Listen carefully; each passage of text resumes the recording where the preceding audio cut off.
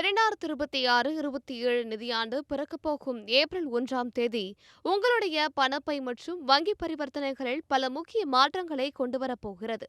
PAN card முதல் ATM விதிகள் வரை நீங்கள் கட்டாயம் தெரிந்து கொள்ள வேண்டிய அந்த 8 முக்கியமான மாற்றங்களை தான் இந்த வீடியோவில் பார்க்க போகிறோம். இதில் கவனக்குறைவாக இருந்தால் கூடுதல் கட்டணம் அல்லது சிக்கல்களை சந்திக்க நேரிடும். அதனால் வீடியோவை முழுமையாக பாருங்கள். முதலில் பான் கார்டு மாற்றங்கள். இதுவரை ஆதார் கார்டை மட்டும் வைத்து எளிதாக பான் கார்டு பெற்று வந்தோம். ஆனால் மார்ச் 31 உடன் அந்த வசதி முடிகிறது. ஏப்ரல் 1 முதல் பான் கார்டு விண்ணப்பிக்க கூடுதல் ஆவணங்கள் தேவைப்படும். அதேபோல இனி உங்கள் பான் கார்டில் உள்ள பெயர் ஆதார் கார்டில் உள்ளதைப் போலவே துல்லியமாக இருக்க வேண்டும்.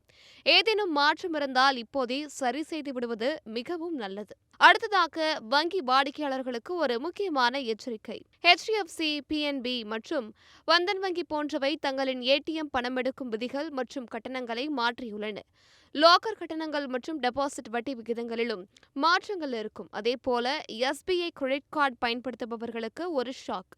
உங்கள் ரிவார்ட் பாயிண்ட்களை பணமாக மாற்றும் முறையில் புதிய கட்டுப்பாடுகள் ஏப்ரல் 1 முதல் அமலுக்கு வருகின்றன. சுற்றுலா பயணிகளுக்கும் அடிக்கடி பயணம் செய்பவர்களுக்கும் ஒரு கசப்பான செய்தி. இதுவரை ரூபே பிளாட்டினம் கார்டு வைத்திருந்தால் ஏர்போர்ட் லாஞ்ச்களில் இலவசமாக நுழைய முடிந்தது. ஆனால் இனிமேல் அது கிடையாது. இனி குறிப்பிட்ட தொகையை நீங்கள் கார்டு மூலம் செலவு செய்திருந்தால் மட்டுமே லவுஞ்ச் வசதி கிடைக்கும்.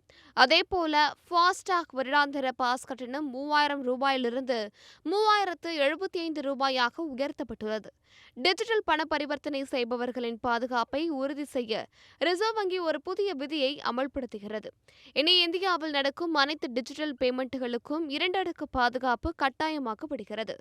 பெரும்பாலும் இது SMS OTP மூலம் உறுதி செய்யப்படும். இது பாதுகாப்பு என்றாலும் அவசரமான நேரங்களில் சற்று கூடுதல் நேரம் எடுக்க வாய்ப்பிருக்கிறது. இறுதியாக வரி செலுத்துவோர் கவனத்திற்கு.